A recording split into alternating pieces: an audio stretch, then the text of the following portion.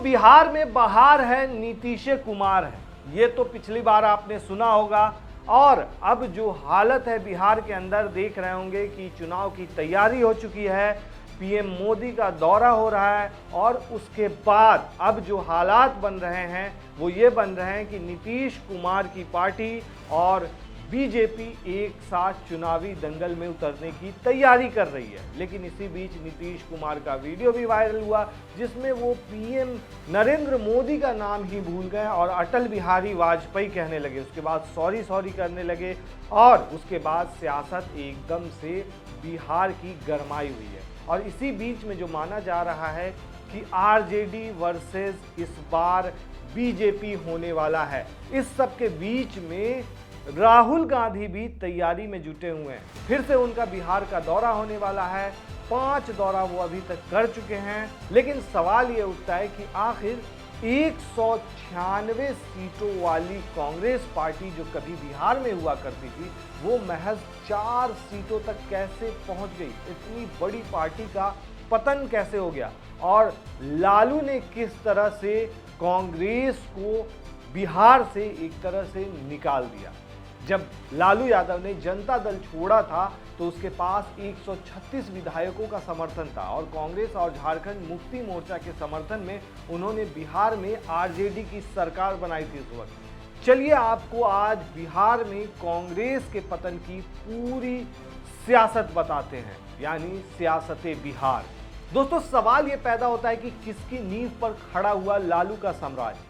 दरअसल दोस्तों, उत्तर भारत के कई राज्यों में दशकों से कांग्रेस सत्ता में नहीं आई है। इन राज्यों में बिहार भी शामिल है, जहां कांग्रेस आखिरी बार 1985 में अपने दम पर सत्ता में आई थी। उस समय बिहार और झारखंड एक राज्य थे और कुल 324 विधानसभा सीटें थी। 1985 के चुनाव में कांग्रेस ने 196 सीटें जीतकर सरकार बनाई थी। हालांकि 1985 से 1990 के बीच कांग्रेस को 3 बार मुख्यमंत्री बदलना पड़ा, यानी इस सत्ता काल में कुल 4 मुख्यमंत्री रहे। इसके बाद 1990 में विधानसभा चुनाव हुए और लालू यादव जनता दल के नेता थे। इस चुनाव में जनता दल ने 122 सीटें जीती, वहीं कांग्रेस को महज 71 सीटें ही मिली थी।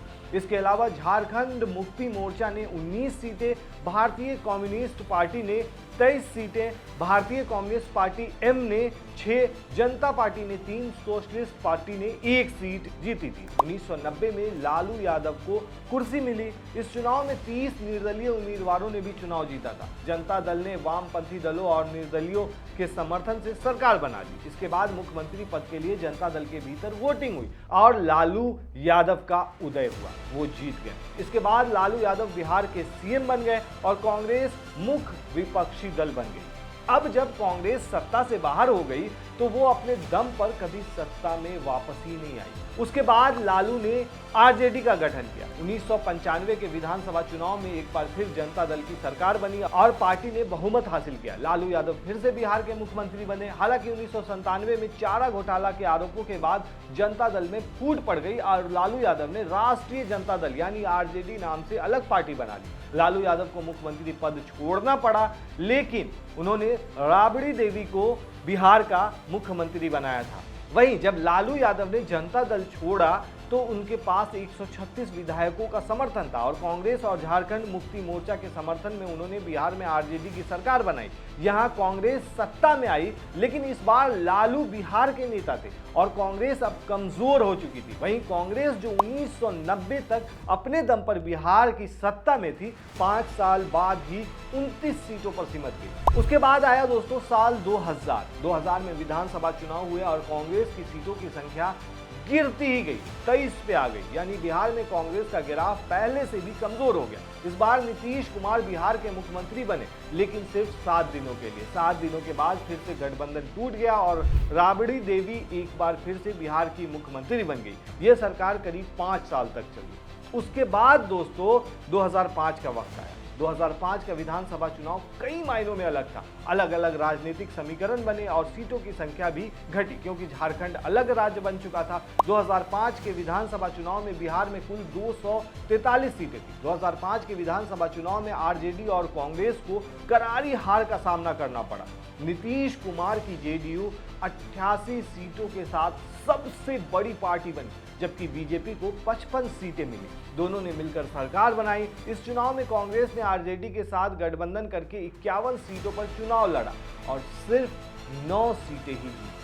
दोस्तों, आप इसी से अंदाजा लगा सकते हैं कि 15 साल पहले जो कांग्रेस अकेले सत्ता में आई थी, वो सिर्फ 9 सीटों पर सिमट गई। यानी 1990 तक बिहार में कांग्रेस के 196 विधायक थे और 2005 में उसके 9 विधायक हो गए। 2010 के विधानसभा चुनाव में कांग्रेस पार्टी सिर्फ 4 सीटों पर सिमट गई। उसने लालू यादव की आरजेडी के साथ गठबंधन करके चुनाव लड़ा, हालांकि दोनों बुरी तरह हार गए। 2010 में कांग्रेस को 4 सीटें मिली थी। दोस्तों, एनडीए गठबंधन ने 206 सीटें जीती थी, जबकि आरजेडी को 22 और कांग्रेस को 4 सीटें मिली थी। 2015 के विधानसभा चुनाव में केंद्र में मोदी की सरकार बनी और बिहार में नया समीकरण बना। नीतीश कुमार और लालू यादव साथ आए थे और कांग्रेस भी उनके साथ थी। मतलब कांग्रेस का हाल पिछलग्गू के जैसा रहा। 2015 के विधानसभा चुनाव में दोस्तों नीतीश कुमार और लालू यादव की पार्टी ने 101 सीटों पर चुनाव लड़ा, जबकि कांग्रेस को 42 सीटें दी गई। इन 42 सीटों में से कांग्रेस ने 24 सीटें जीती, यानी लंबे समय के बाद कांग्रेस ने दहाई का आंकड़ा पार किया। कांग्रेस को एक मंत्री पद भी मिला था। 2020 आते आते बिहार के राजनीतिक समीकरण में काफी कुछ बदल गया दोस्तों।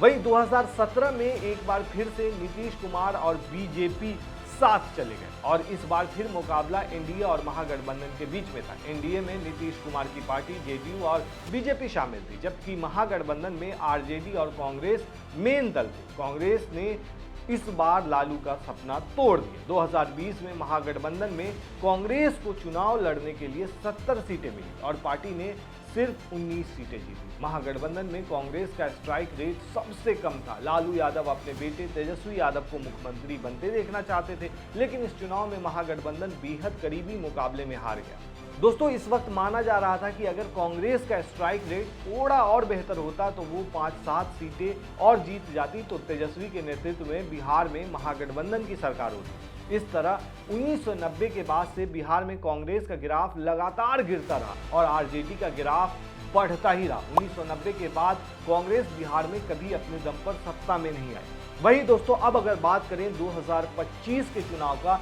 तो इस बार का भी समीकरण जो नजर आ रहा है वो अलग ही नजर आ रहा है।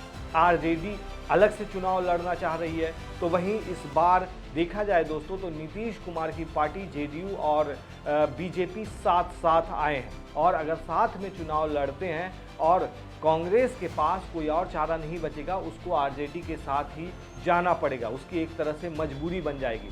तो कांग्रेस का जो ग्राफ रहा है दोस्तों वो 1985 से अगर देखा जाए तो वो गिरता ही चला गया और 2025 में क्या होता है ये तो वक्त ही बताएगा। आपको क्या लगता है दोस्तों कि इस बार बिहार के अंदर में कांग्रेस को कितनी सीटें आ सकती है? आप हमें कमेंट में जरूर बताएं।